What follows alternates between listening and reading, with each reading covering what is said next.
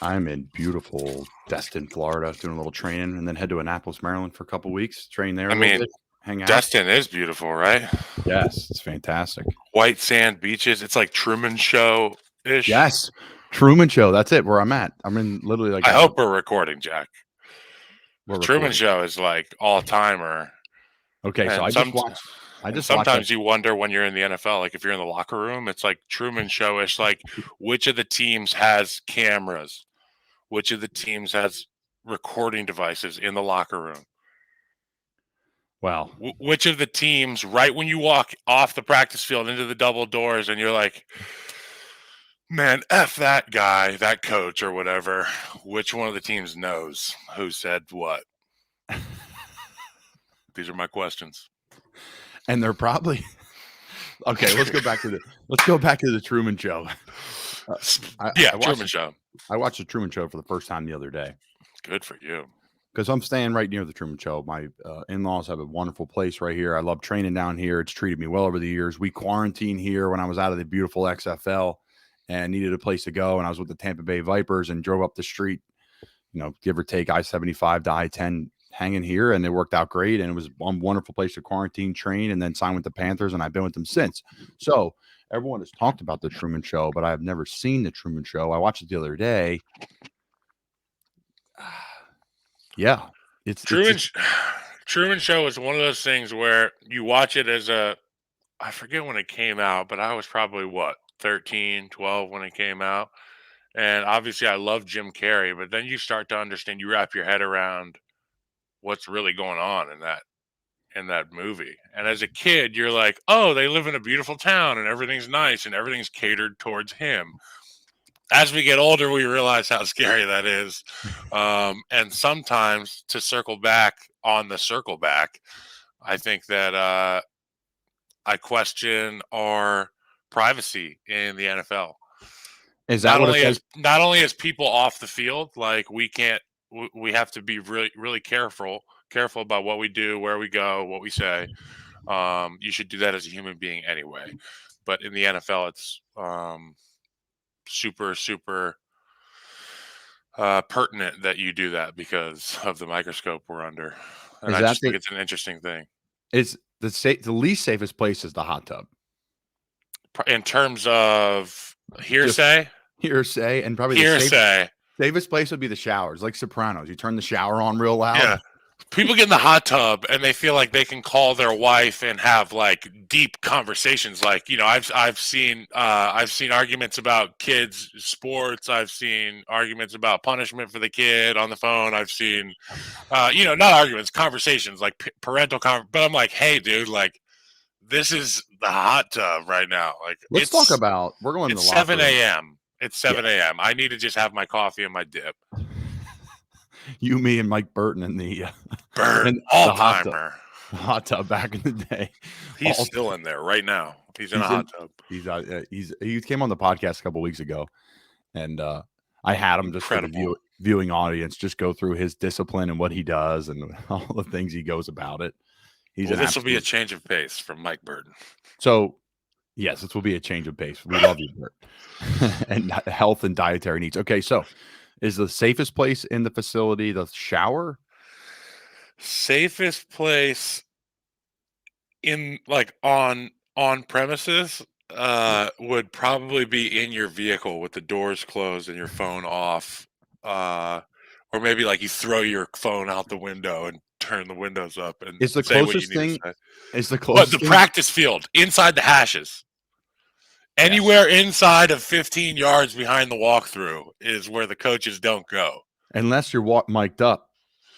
Yeah, but, usually in walkthroughs and practice, you're good. So on any given day at the practice facility, you're safe in the huddle. When you're a first-round pick and you sign a second contract, a big one like you did, is that the closest thing to the Truman Show where they're catering everything to you? Yeah, I mean, Lake Forest is kind of like Truman Show-ish. It really is. What a you walk into Starbucks and I mean it in the best way. All the endearing things about Niceville or wherever the hell they were in especially the Truman in Chicago. Show. By the way, there is a place called Niceville, Florida. There is, and Truman Show is based off of Seaside, Florida, which is right here where I'm at. Yeah, so back to Lake Forest, Truman Show-ish. The Starbucks is really nice. The train station is beautiful. Like, it's the same conductor every day that rides by. At the same time, he's like, "Have a great day at work." He's like this. God, it's like, "See you, Kyle. Have a great day at work." Every day. Shout out to the Lantern, and you gave me shit about this. I said, Kyle, that's the best steak for under $25 you'll ever eat. And Hobby, I don't think I've paid under $25 for a steak in a long time. But I trust your judgment. I didn't get the steak. I'm a big French onion guy there. They got a French onion.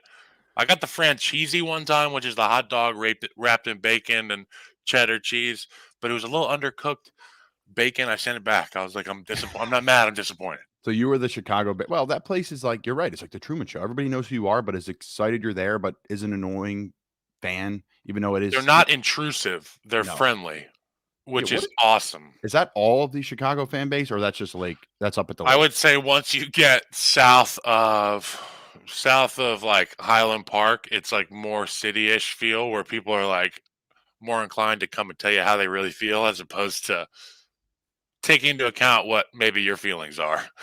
Did you have some big nights out in Chicago in your day there, or what? So what's that? Some big nights out in Chicago during your day? Big nights out in Chicago. Well, I couldn't remember them if I did. No, honestly, early in my career, I had a lot of really fun nights. We had a lot of veterans who would arrange, rides and venues for the younger guys to go to. And it wasn't like we were an elite football team, so we did a good job of having fun. We had a good balance. We worked very hard during the week, but I remember being under the wings of guys like Zach Miller and Jay Cutler, and when they put their hand out and said, "You want to run with us tonight?" It's like, yeah, absolutely, I do. And I'm leaving my wallet at home. I'm just bringing my ID. Is that cool? No problem. We had some good nights there. I remember some really nice, dimly lit, moody whiskey bars, which kind of like got Jay warmed up, and we always had to cater to Jay because he was the quarterback, and when he's paying the bill, you kind of have to do what he's doing. And we'd go to these whiskey bars, and he'd be like, "Dress nice, don't dress like an asshole." You know what I'm saying? And then he would usually go home, and me and whoever else got invited would go out, and those would be the best nights because we would have an expensive warm up on our night, and then we'd be able to go back to what we were used to as we went on throughout the evening.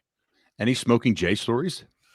Smoking Jay, man, just fearlessly shit talking me at all times. Like the way he talked, it was like so disrespectful at times. And I could see why a lot of people had issues with Jay because they couldn't handle the truth. And one thing that Jay did was speak the truth. And if it wasn't the truth, it was very much how he felt. And it was a very real representation of what he felt on the inside. Jay's a smart guy, talented guy. It was a lot of fun playing with him. I just remember the number of times that I would be getting into a tussle or getting into some kind of altercation, and I'd feel a hand on the back of my neck roll, and I'd get yanked back, and it would be Jay, and I'd be like, "That dude is strong, man!" Like he would pull me out of fights. He'd be like, "We need you, we need you, we need you." He wouldn't yell. He would just repeat one simple thing over and over again, like I'm a child. Which really, on the football field, we're all children. Jay had the wherewithal to understand that. He was a good teammate. He got me started well. He used to show up at my house. Okay, here's a story. He used to show up at my house when I was single. I'm married. We're having a daughter on Monday, by the way. We're going to get into that. We're going to get into that. So I am married, happily married. I have a beautiful, awesome, kick-ass wife. So that's my precursor to this story. So when I was still single and I was enjoying myself as a bachelor in Chicago, I remember I had been talking to this person, and they came over to my house. I got them, they stayed over my house. We had dinner. That next morning, I texted Jay. I was like, "Hey, had a great time. Everything went well last night." Jay showed up at my house with his two boys at like 8 in the morning and just walked into my house and let himself in and just wanted to kind of just check out the situation, see for himself. And that's the kind of guy that Jay was. He's a good friend. He catches you off guard at times, and yeah, he always leaves you scratching your head or trying to figure out what the hell he's talking about because he's a bright guy. I'm a pretty simple dude, so I listen to what Jay says and I try to decipher it. Takes me a few years usually. I don't know if you have any friends like that in the league. Is there anybody that you played with that was like just maybe a couple years past you in terms of evolution as a human being?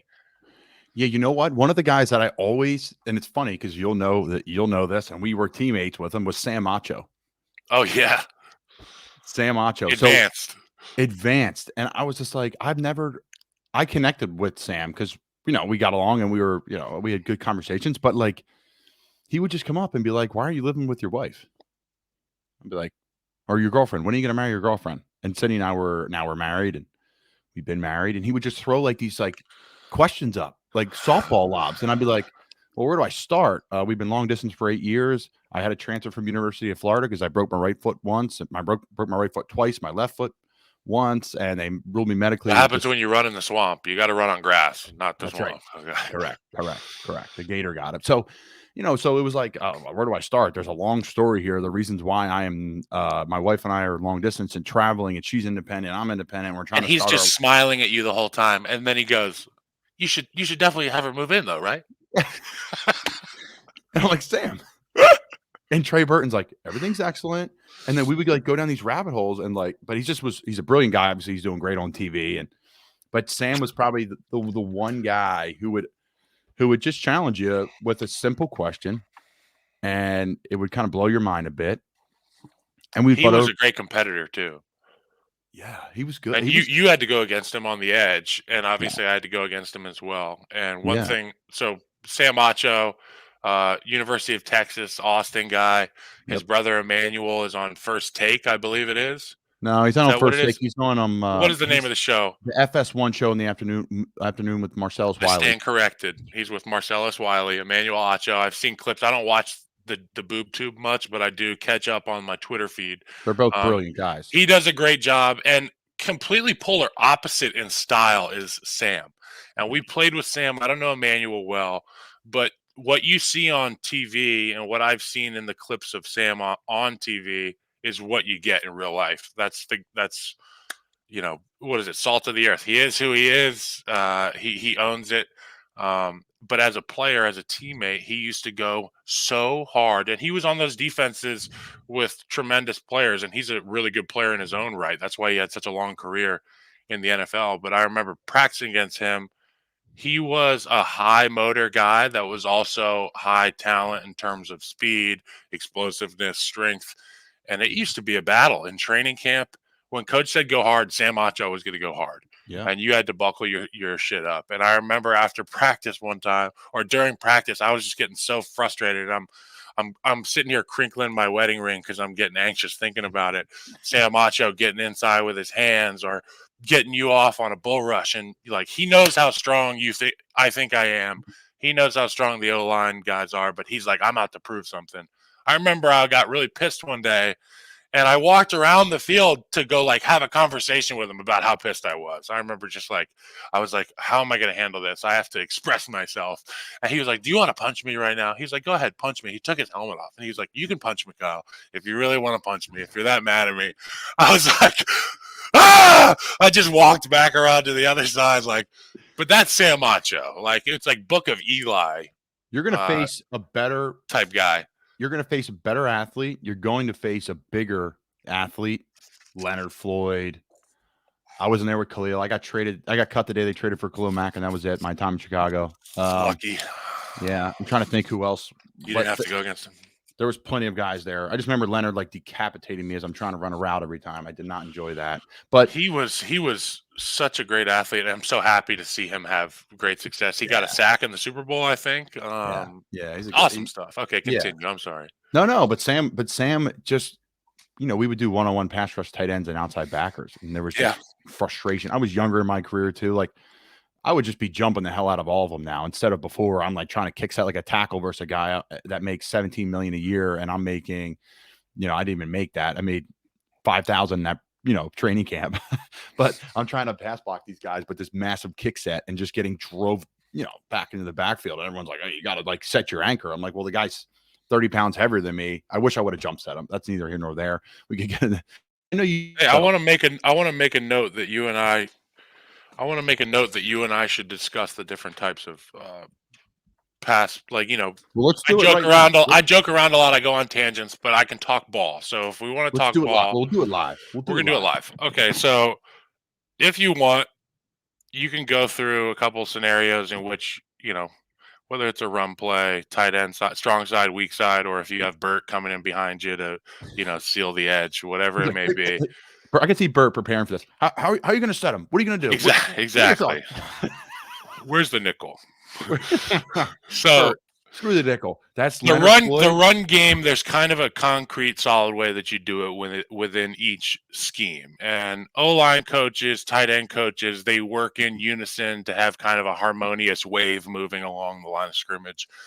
Some coaches prefer you to capture guys, which when I say capture, I mean essentially, if I'm at right tackle, they want me to run around that defensive end so the running back can get outside.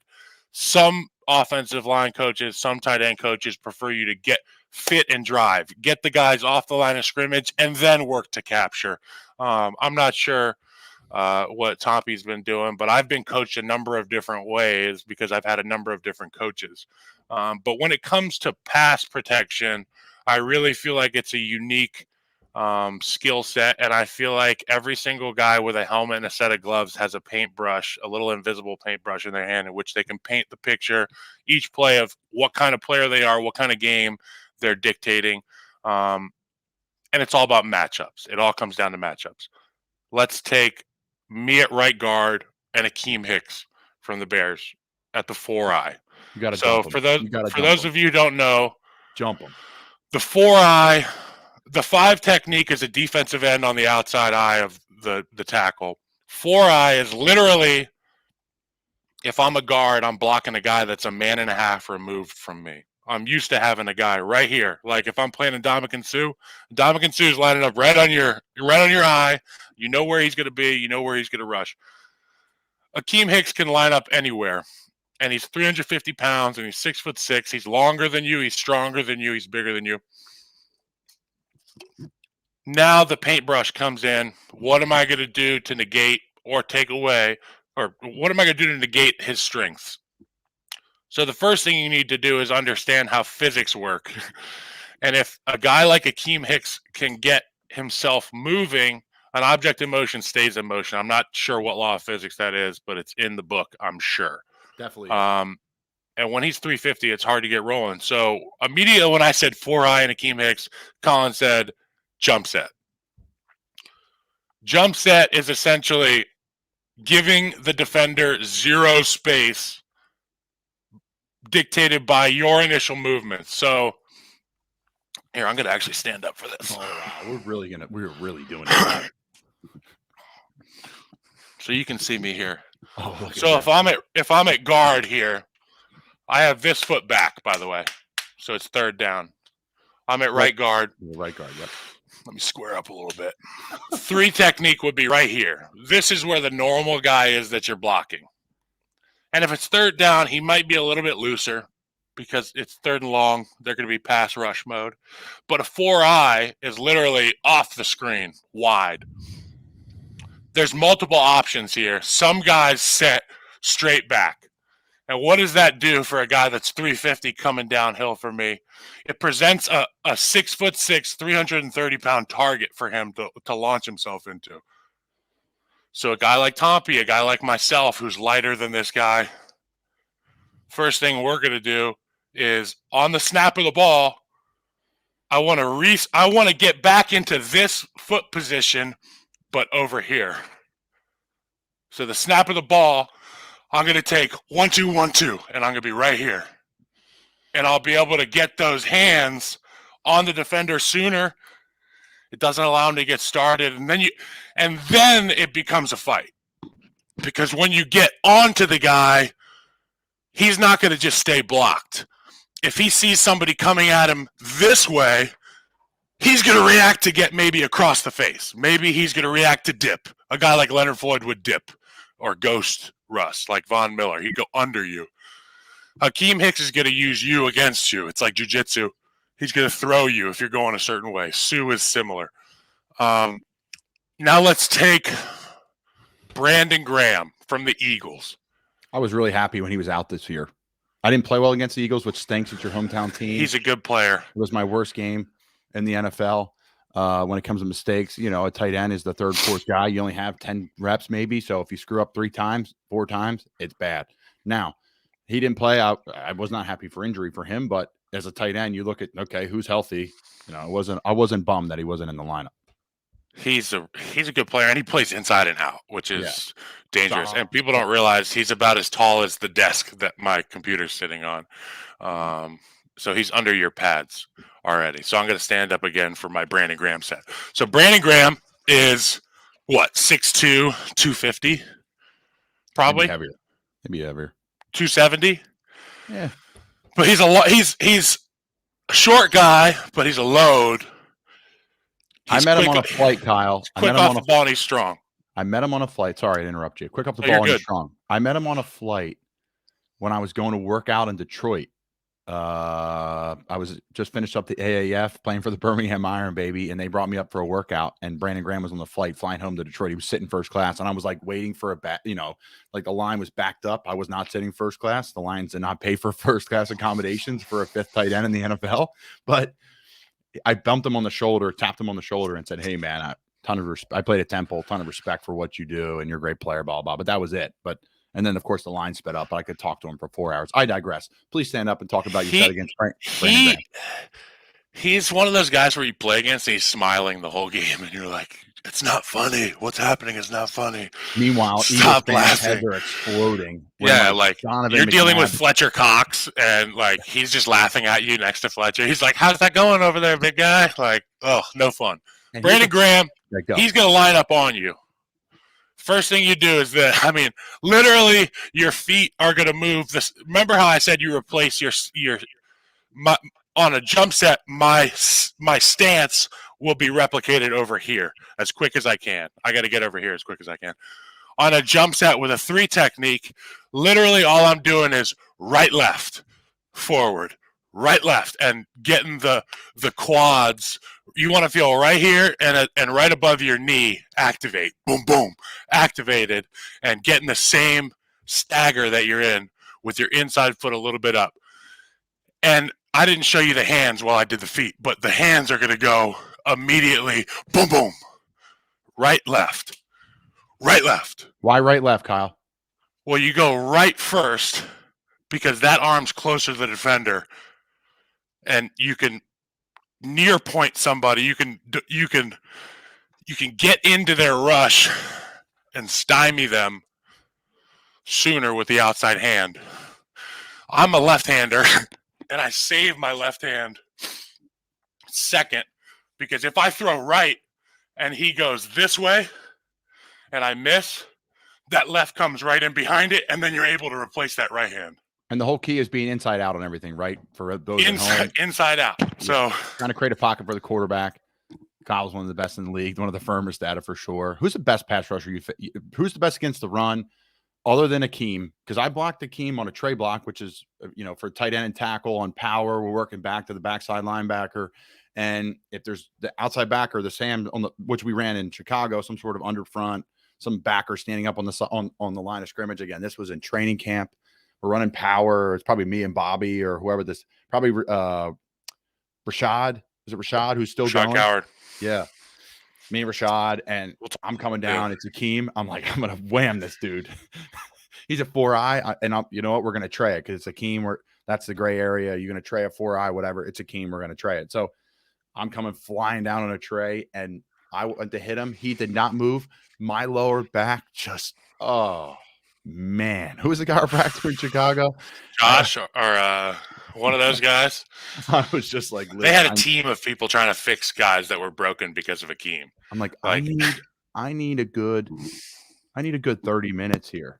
My favorite video is, on a side note, we're going all over the place, which is fantastic.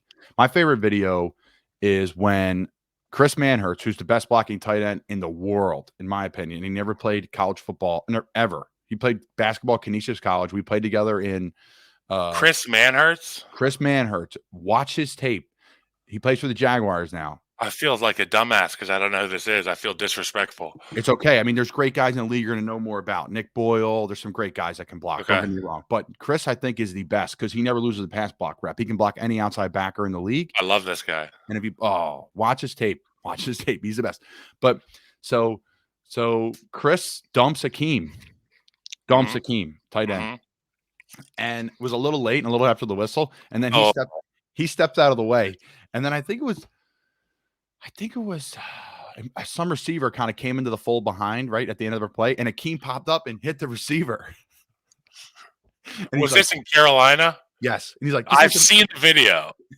Akeem got finished. He did his jump up double hand punch, and he hit the first thing he saw, and it was a receiver. And the receiver was like, "Holy shit!" And Akeem was like, "My bad, wrong guy," laughing. But that's how many fights did you get? That's the polarity of Akeem. He goes from like, "I'm gonna cave in somebody's chest." Hey, my bad, man. Wrong guy. Which you were not probably. You were more like caving somebody's chest until the pile was over. Until Jay Cutler's like, "Hey, we need you. There's a certain skill set and demeanor you need to have when you play offensive line, when you play defensive line, when you play this game that we play.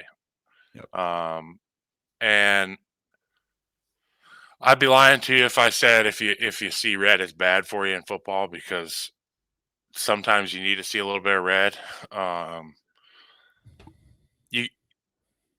If you don't fully intend to protect your guys, don't be out there. Like if you're not willing to get a little muddy, if you're not willing to get a little nasty, you're not willing to get a personal foul. You should never be cheap. You should never be dirty.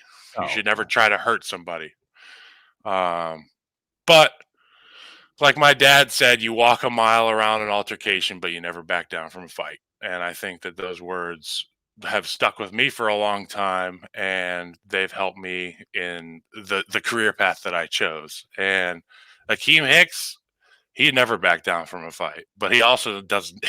He chooses not to walk a mile around the altercation either, I think, and that's why he's such a big man. Hey, so I would be remiss if I didn't ask the standard podcast question. What is the impact your father's had on your career and as a man and as a person? Obviously, your dad's a college, he's a Pro Football Hall of Famer, Villanova guy.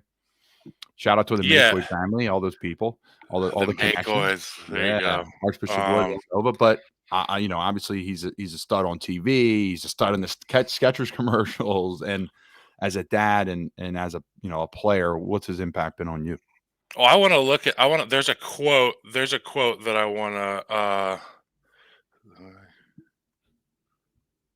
especially now as you're becoming a father, right? I mean, this is so I had to Google this quote so I didn't fuck it up. But this reminds me of my dad, and I've never heard him say this or allude to this in any way. But he says the way we do one thing is the way we do everything.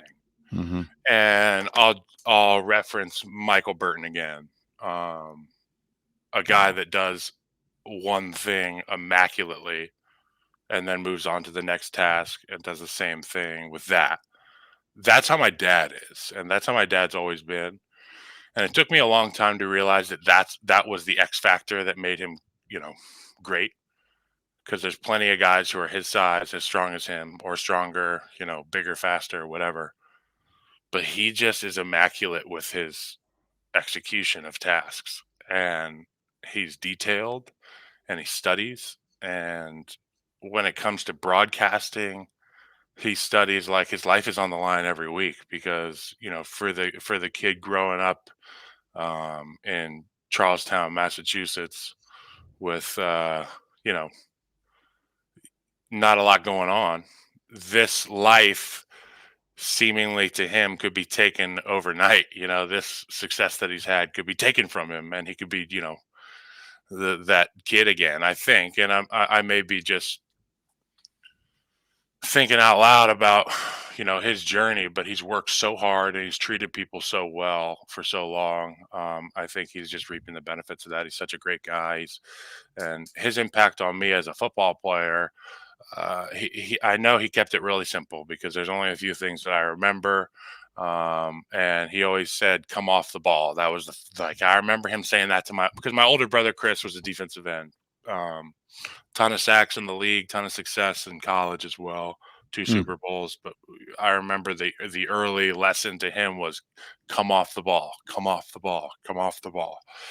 And that was something that I could take and be like, okay, I'm in a 3-point stance. I know the fucking snap count. They don't. And I also know that I'm willing to just smash face into somebody's chin right here. Like, so tell me that the advantage is not in my favor. So that's one thing that Dad really helped out with. He also said, God gave you 2 hands, use them. Don't use your face. As I just described, putting my face into somebody. You have to But put your face onto somebody, though, not your head down. But I think if you preach to the youngsters that you use your hands, they will be technically sound at an advanced rate to their peers, I guess. Hands, hands, hands, hands and feet. Dad said, when I first played tackle, he said, it is just like basketball defense, except the quarterback is the hoop, and you can do anything not to let this guy by. That's what he said. He said you can use your hand. You can do, and the quarterback was my younger brother in high school. That was the first year I played football. My younger brother was set to become the varsity quarterback. I transferred schools to play with him, and I played offensive line and D line. Anything? I was like, anything? He's like, yes. And if you get in a fight, you grab their face mask first, because where the head goes, the body goes. Thanks, Dad. Good advice. I think I remember one of our whatever sauna talks or hot tub talks with whomever in the tub. Was it Dave Matthews grew up or played near you guys as kids? Yeah. So Dave Matthews Band was based in Charlottesville, Virginia, and I think they still are. And a lot of the band members are involved, and Dave are involved with philanthropy locally. Whether it's Boys and Girls Club or other youth initiatives. Yeah, DMB is just one of those groups where you grew up listening to it, and you take pride in the fact that they're from our area. I think he's from South Africa initially, but he did make music and live here in Charlottesville for a while. Yeah. Okay. All right. What's your favorite DMB song? Oh, I mean, there's so many. Coach Rule. Mine's Jimmy Thing. Okay, I'm gonna have to I listen like to Jimmy Thing. I probably listen to a lot of them. Coach Rule, like that's how you know when Coach Rule's working out in the weight room. If you walk in and hear any remotely close to Dave Matthews Band, he's in there working out. Blues Traveler. Yeah, it's Dave Matthews Band. I love that. Yeah. How is Coach Rule? He's great, man. I always say this. He's wide shoulders. Yeah, former linebacker at Penn State. I mean, built like a Penn State linebacker. Yeah, built like the stadium. He's great, man. I think you got to find a way. Well, I guess he's on the hot, right? Everyone's on the hot seat in Carolina. I'm on the hot seat. We all are. You've been a part of places that, right? Time with John Fox. That's when I came in Carolina. Chicago, and things were not going well. And then you've had times where things are going great, and you're part of the first year with Coach Nagy there, and you're a playoff team. And that was the year I got cut, and it was double doink year. But long story short, I always say this. I think Coach Rule is going to live out his entire contract, which is 6 or 7, 8 years in Carolina. I think things are on the right path. I think you have to build it the right way, as you know. I don't think fans and media, as you know, they don't really see what happens indoors. It's not our responsibility to tell you what's happening indoors. I don't think you can explain everything that's happened in the facility either to the common. They see the grapes and they want to taste world-class wine. We understand that we got to stomp our feet for quite a while before that stuff is bottled.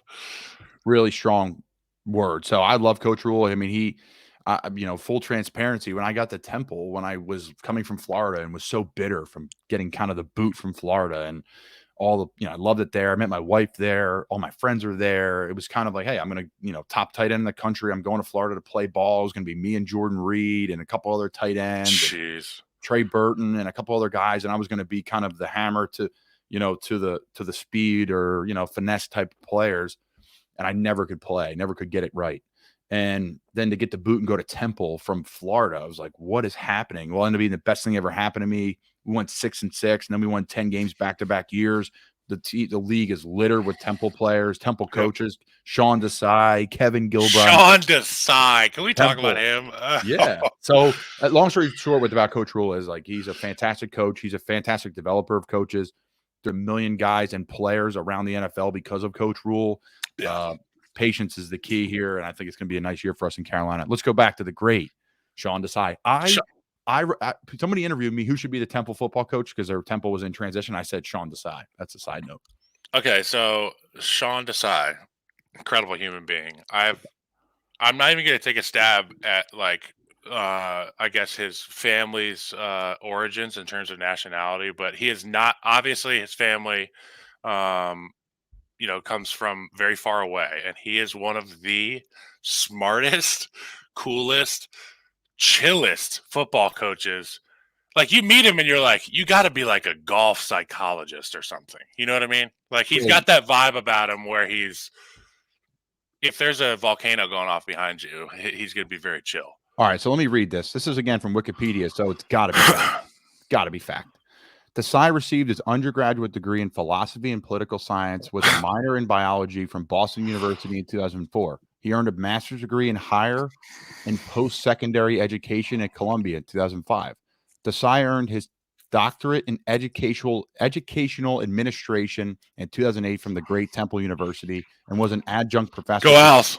Damn right, go Owls. And an adjunct professor for 2 years. Now, I think so. Explain to me adjunct professor. I don't know the adjunct part. I understand the professor tidbit. Let's click on the link. An adjunct professor is a type of academic appointment in higher education. The term of this appointment and security of tenure vary in different parts of the world. So terminology, this may also be called an adjunct professor, blah, blah, blah. Collectively, they may be referred to as whatever.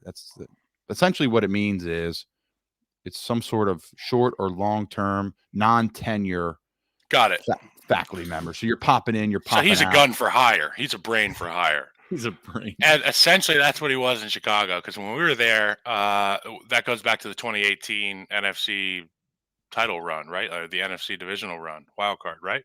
Yes. So Sean Desai, you think about that defense, which John Fox built, by the way. I want to go on record and say that John Fox built the infrastructure of the tremendous defense, the historic defense from 2018. That Vic Fangio ran to perfection. Okay. So Vic Fangio was Ken Miles to John Fox's Shelby. Do you remember? Remember the movie? No. Ford versus Ferrari. Oh, yes. Well, let me just say, they built a badass Ford, and they needed a guy to drive it, and Vic Fangio happened to be the guy. So it'd be like Top Gun. It'd be like Tom Cruise to Mav. Yeah, there you go. No, and again, I'm all for Ford versus Ferrari. Fantastic movie, by the way. Great movie. Okay, so Sean Desai was the coach. There's that tier system when it's coaches. It's head coach, coordinator, and then it's like a couple of position coaches, and then there's quality control, right? Who are the smartest guys in the building? Smartest guys, youngest guys, most energy, chillest, best understanding of the actual players as people are the young guys. Sean Desai was a master at that. He was. Sorry, Kyle. Sean Desai used to be the offensive scout team. He drew the cards.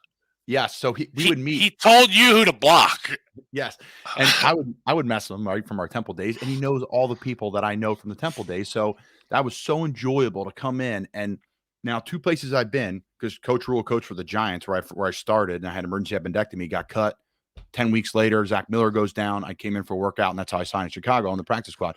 But when I was at the Giants, it was like Temple tough because Coach Rule was there, like Temple tough. And then I get to Chicago, and I don't really know anybody. And then this guy, Sean Desai, taps me on the shoulder, is like, hey, listen, I know Ed Foley and Coach Rule really well, blah, blah, blah. You're in good hands. And then he would run the scout team. So I'd mess with him all the time when we run routes, myself and the great Nelson Spruce. Dude, Nelson Spruce. I love Spruce Tree. Holy shit, what a name. Who else was on that?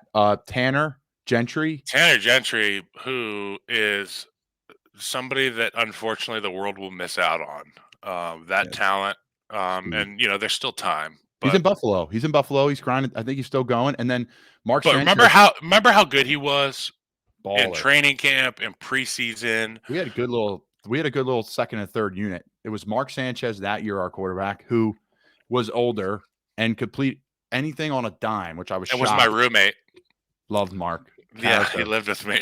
And then Tyler Bray. It was fun. We had a good time. Tyler Bray could sling it now. Most underrated third string, second string quarterback. Like I talked about him up until last year with the Chiefs. I mean, Mahomes would be like, "You're with Bray," and I was like, "Yeah, Tyler Bray. That dude can sling it." They all love him out there. How about Nagy back to Kansas City to be the quarterback coach? Yeah, it's like the rebirthing, right? Because Mike Kafka went to the Giants. Okay, I was gonna look it up. Mike Kafka to the Giants. I think Jack might be able to confirm that. But Jack in the back, the great Jack Connell producing today. Hey, big shout out to Jack in the back. Jack in the back. I like Jack in the box, but Jack in the back is all right too. What's in the box? So Sean Desai used to draw the cards. He was funny. You could mess with him, but he became the defensive coordinator. He inherited this defense that we've been talking about, this car that we've been discussing. And to be honest, the guys still hold him in high regard. In the media, seemingly in the locker room, I can't speak for that, but they have his back. Sean Desai, hopefully, is a defensive coordinator with great success for a long time in this league, because guys like us can say, hey, we know that guy. We know that guy. He knows us. Hey, he would text me back if I texted him. He would. I texted him. I said, Sean, listen, I just did an interview with a Philly reporter who I'm buddies with. And I said, here's your wild card, Sean Desai. Now, I don't know if they ever interviewed him or anything. I said, Sean, your name's up for the Temple job. I love you. You're the man. As we wrap, we got a couple more questions here. We still got Kyle for a little bit, but I want to get into some of your like some of just the random things you're into. We got to talk a little baseball. We're going to talk esports. We're going to talk about your newborn baby coming on Monday. Yep. But let's talk baseball, because I met you. You're one of the biggest guys I've ever played with. I tweeted the other day when your brother or you're on the Green Light with your brother, which is a fantastic podcast. I've had your bro on our podcast. You guys are freaking awesome guys. Been lucky to call your friend now for quite some time, couple years. But I think the one unique thing about you is like you're a mammoth and you're physical and you're tough, but you were a pitcher in baseball at Florida State. What? Like, how's that even possible? I know you're unreal athlete, your whole family is, but talk about pitching and like your mentality and not playing football, and now you're a first round pick. Like, how did all that all go down? Well, one thing we don't get to do as offensive linemen is touch the ball. One thing you get to do as a pitcher is control the game. You're on the promontory point in the field, on the bump, standing on the rubber. You have the ball in your hand. You get to feel the seams in your fingers. You kind of got that paintbrush we were talking about earlier as an offensive lineman, but you have it in a number of ways on the mound. And in addition to that, you get to have the bat in your hand. You get to hit the ball. From a young age, baseball was what I did to pass the time. We used to play baseball in the backyard with tennis balls and real bats from a young age, all the time. I mean, just baseball. In the wintertime, we would play with ping pong paddles, or we would play with wiffle ball bats and ping pong balls. So it got more, technical there indoors. Wiffle ball, unreal. So a lot of hand-eye with my younger brother, Howie, who was actually my catcher in Little League Baseball. And he stopped playing when he was 15, when Russell Wilson hit him in the back with a fastball. So we grew up playing against Russell. He was incredible in high school. But so growing up, playing baseball, that was it. Chris was into football. Chris was, all world, number 2 pick, everything. But my thing was always baseball. I was left-handed. I could throw the ball pretty hard as a youngster, and I could always hit well. I hit for average. I hit for power. As a high schooler, I think I was in the 650 range, as a senior and a junior. And I think I had just hovering at about a 1 ERA. What was your height and weight? I was like 6'6", 280, probably. I couldn't break 90, I don't think, until my junior year. And I went from like 88 to 96 overnight. High school. And when I came back, so I went to the Perfect Game National Showcase in Cincinnati, Ohio in 2007 after my junior year. I had just started to get a ton of looks. I was pretty close to committing to Florida State for baseball only at that time. I was looking at UVA, UNC, UCLA. I went to the Perfect Game Showcase, and I'd never been on a radar gun. I went to a small private school. I'd never been on a radar gun. I didn't know how hard I threw. I thought I threw mid to high 80s. I threw hard enough to beat bad players. You know what I'm saying? And I went to this showcase, and there's guys from the Dominican. By the way, I was like, there's a lot of black guys on this team when I showed up. I was like, there's a lot of black dudes. I was like, where are you guys from? And they looked at me, and they're like, no say. And I was like, you guys are not from here. I was like, de donde? And they're like, Dominicanos. Like, we're from the Dominican. I was like, awesome. And they pretty much asked me in like broken English, how hard do you throw? They said, what position? I said, lanzar de izquierda. And they're like, they're like, big dude, how hard? And I was like, what is it? Real hard. 88. What is it? Ochenta something? I was essentially here, like buddy. broken 85, I said, pretty much. I went out onto the mound to throw my one inning in the showcase, and I threw 96 the first pitch.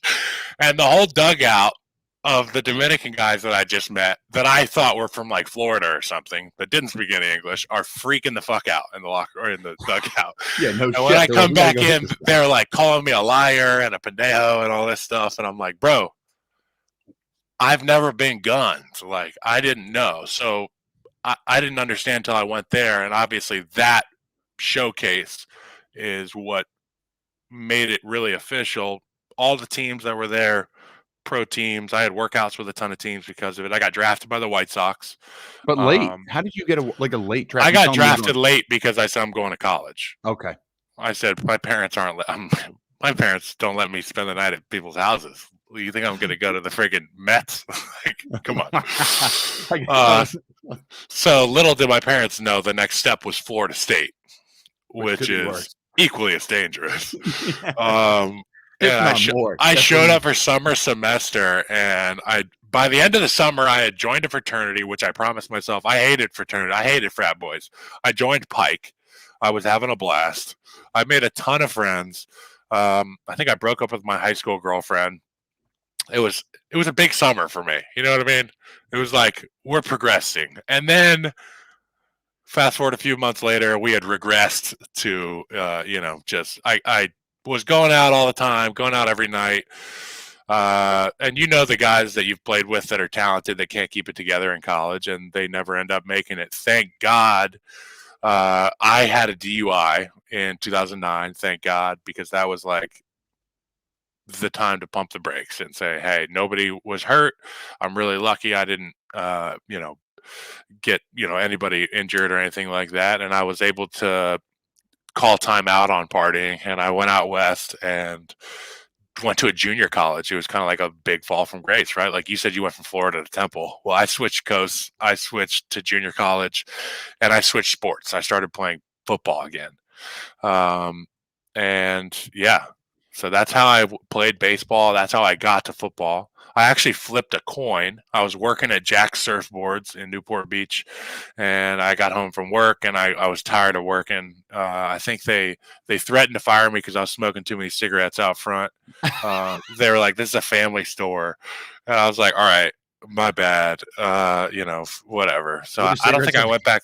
I went back home, and I was like, I'm not going back to work. My buddy Austin, I was like, what should I do? He was like, well, you can play sports. I mean, you're really good at sports, and I don't know why you're not playing. And I was like, all right. I was like, you got a quarter. Heads would be use your head, play baseball. Tails would be kick some tail, play football. I landed on tails.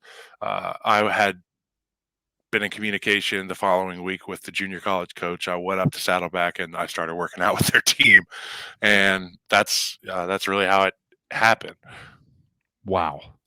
Yeah, I was tired of working minimum wage, and they wouldn't give me enough smoke breaks. So then you go to Oregon after a great career at Saddleback. You didn't even play that much, and then you end up being a top first round pick. Yeah, I was. I sprained an ankle week 3. I had a really dominant camp. I think I had no idea what I was doing, playbook, any of that stuff. But from a physical standpoint, I was young. I could run every day. I could lift heavy, and I could be physical. I could be me, Colin. Like I was 22-year-old me, which was great. Size and weight. Oh, I was 6'6", 300, and so. I mean, I just remember Oregon it was so much fun. Like everything was like we did our own laundry at Saddleback. You know what I mean? So like you get to Oregon, and it's presidential. It's a palatial estate, and Everybody's great. Everybody's elite. D'Anthony Thomas, Marcus Mariota, Kiko Alonso, Deion Jordan. The list goes on and on and on. Kenyon Barner. And yeah, I twist my ankle week 3. I ride the pine. And week 11, or week 10, we were set to play USC. It was November 3rd. That I do remember. And our left guard got rolled up in the game before, and I walked into Steve Greatwood, the offensive line coach's office, and I said, I'm playing guard this week. And he kind of laughed at me. He was like, you haven't played guard, essentially, and I was healthy enough to play, but the other guy was doing well left tackle, so I was riding the bench, right? So I told coach I was going to play, and he kind of said no. And I told the other guys from the position group, which I was very tight with, Horonis and all those guys, I said, when we line up for pre-practice and they line up 5 abreast in the starting 5, I'm lining up at left guard. And if there's any issue, we should solve it now. You know what I mean? And there was no issue. And I lined up at left guard when coach said, all right, on the line. And he looked at me, and I looked at him, and I was like, I was waiting for him to be like, get out of the line, which, God, I probably would have gotten out of the line, but thank God he didn't remove me. Practice happened. I had a good week. I think we broke the Pac-12 rushing record that week at USC. Kenyon Barner. I think we scored 56 points against USC. And, played well the rest of the year. I was healthy enough, thank God, to play in the bowl game, and got an invite to the Senior Bowl. Went down there and played. Mauled people, and then went to the combine and mauled that was people. My first SEC guy experience, and I was like, okay, this is another level. Absolutely another test. It's like in Street Fighter, you beat the one guy, you get to the next guy. Oh, this guy's got 3 moves, like 4 moves, and he's 40 pounds heavier than the other guy. You're like, whoa. Yes, and they have visors and shit. Crazy. Scary. The visor does add. I got to go back to the visor this year. I got poked in the eye a couple times. I put it on for that reason. I had tremendous swagger with it for a guy that has no swag. I played better with it. So I think this year you got to go back to the visor. I support it. Yeah, I think I have to. Much as I just hate that, I'm just, I just got to do it. A couple visor guys on the Chiefs offensive line that look pretty sweet. Lucas Niang, the right tackle. Orlando Brown Jr., obviously, left tackle. Big swag guys. Hey, listen, look good, play good, feel good. Yeah, that's exactly right. I mean, I was a pretty basic swag guy. Like, I just put the uniform on and like taped my wrists, and I was like, I look cool.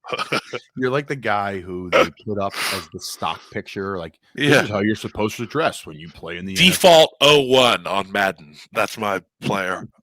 So if you're 6'6", 330, and you're a moose. All right, as we wrap things up. This coming week. So my wife Kate, Jersey girl, amazing. Worked at yes, you guys were dating. You guys were dating right when I just left Chicago. You and I were texting about it. Like, I'm at the Jersey Shore. Yeah, coming home. Ernst and Young girl, really bright, Indiana Hoosier, phenomenal gal. I got lucky enough to meet her in Chicago, and we've been stuck to the hip ever since. And she's going to be welcoming our daughter into the world on Monday, and I'm so excited. So we have it'll be our first. We do, but we're going to be, covert ops. Covert ops, dude. Congrats to you guys. That's fantastic. Thanks, man. It's just unbelievable news. But, again, on a side note, I just can't help but notice what's behind you. Not that this is a more important subject, but I know you're a big esports guy. Massive. And you've been into it for years. Since we were together in 2017 to now what it is in 2022, it's absolutely massive. Yeah, I think my involvement in the esports scene has gone down from an ownership standpoint, and I've really been able to sit back and enjoy what's gone on. So many young kids with talent are being brought up through the ranks and being taken care of, and they can take care of their families and help out people that need. I think that's the awesome thing. I think one thing that really needs to be discussed is how a lot of these situations are being managed from a professional standpoint. And I know there's a lot of predatory managers out there, and people looking to bind people to lifetime contracts, to bad deals. I would urge young kids that are involved in the NIL stuff, or involved in esports, and involved in Twitch, and involved in YouTube, to really discuss with your folks, really discuss with somebody you trust that's smart in that field. It's not the first option is not always the best option. I think that's probably the best advice I would give to these kids. If you are getting an opportunity to make money, you will have more opportunities to make money. So weigh your options. That's smart. But this thing behind me, it's Sim Seats. You can follow them on Twitter. You can find them on Instagram. They do incredible full cockpit setups. They do full motion rigs. For all the top NASCAR guys, you see Formula One guys with this stuff. And this is iRacing that I'm getting ready to get on. It's a racing simulator that covers a multitude of disciplines across tracks from all over the world. The tracks are all laser scanned. So every bump in the track, every piece of paint is exactly where it is, millimeters from where it is in real life. It's a lot of fun. And yeah, I think racing is something I wish I did more as a young kid. That's awesome. That's tremendous. Actually, because you're saying, hold back and wait for the next offer and don't jump at the first thing. I watched, and it's a great segue. I watched the movie about the Williams sisters, Serena and Venus. I haven't seen it. Well, Congrats to Will Smith, by the way, on we're going to get Actor into of the that. Year. We're going to get in that. But Nike came in. You'll see the movie. Nike comes in and offers her a $3 million deal. She turns it down. The rest is history, and you'll see it. I'm not going to spoil it in the show, but who is she with? Movie. She ended up signing with Reebok. This was like when she was like 14 years old. And but it was a good move. Yes, watch it with you and the wife. It's a fantastic movie. It's great. It's well done. Does Will Smith hit anybody? Huh? Does Will Smith hit anybody? Well, we're gonna actually. He gets. Yes, he does. He does hit somebody. In the movie. Now, is it real or fake? It's got to be real. It's real. It's 100% real. What we're looking at here is there's some sensitivity there. I understand that two things can be true. Okay, two things can be true. Chris Rock may have crossed the line there Chris Rock definitely crossed the line if he knew that she was struggling with alopecia. Yeah. If he didn't and just saw a buzz cut and made a G.I. Jane joke, harmless. I don't think he's that insensitive. I don't think he's Chris Rock. Clearly, there's a lot going on for somebody to react that way. And I hope that Will Smith, who is one of the coolest people that we've watched growing up, from Bad Boys to Wild Wild West to Men in Black, Fresh Prince. He is. You can't name a cooler guy, and I really hope for happiness for Will Smith. Okay. You heard it first from the great Kyle Long. And as we wrap things up, have you been dialed into March Madness here? We got to talk about it a little bit. Dude, I filled out a bracket blindly and I haven't watched. I filled out a bracket and I think it's doing okay. I have Duke and Nova playing in the final. Well, then you're on. And I have Duke winning. Oh, over your dad's school? Come on. Yeah, Chris was really mad about that on the podcast. And I was like, hey, they don't send me checks. What is it like? Maybe Duke will if we win. What? Your brother's podcast is fantastic. Thank you. The Greenlight Pod, if you guys have not checked it out, it's available on all, what do you guys say, streaming platforms? It's on all streaming platforms. It's on all streaming platforms. The Greenlight Podcast with my older brother, Chris Long, who is a proper good chap. He's hysterical. He's been on the pod. He was very gracious for some time with us. But, bro, I appreciate a smart guy. He is a smart guy. So are you. I appreciate you coming on today, man. We had a lot of fun. Toppy, we made it an hour, dude. We made it an hour. Toppy, by the way, can you name the origin of Tompy? Do you know where that came from? Well, Toppy time? Okay. That was any time that you're on the field, whether it be practice or game. Toppy time is like, I can't... Remember when Happy Gilmore went to his happy place? That's where our offensive coordinators went to when it was Tompy time, because they could put in 4 tight ends, 5 O-linemen, Jordan Howard, and like Tariq Cohen somewhere. Contrary to popular belief, I caught more passes in that preseason and in preseason practice than ever my entire life. I'm talking having a catch with my dad, having a catch with my cousin, high school practice. Oh, I mean, literally, Tyler Bray threw me the ball almost every time. myself. Your hands were bleeding by the end of the fucking spring. Fantastic. And I was getting my face melted by Leonard Floyd and Sam Atcher. It was beautiful. And then Akeem Hicks. Players. Yeah, it's a good time. So, we hope to do this again soon, Colin. I love seeing you, and I'm really happy you're doing the Not For Long. And football is, football is such a tough sport, and I'm glad that we get to meet tough, good dudes along the way. You're the man, the great Kyle Long. Congrats to you and your wife, man. Good luck on Monday. Tear it up, buddy. Thanks, buddy. I'll see you guys. Appreciate you, Kyle.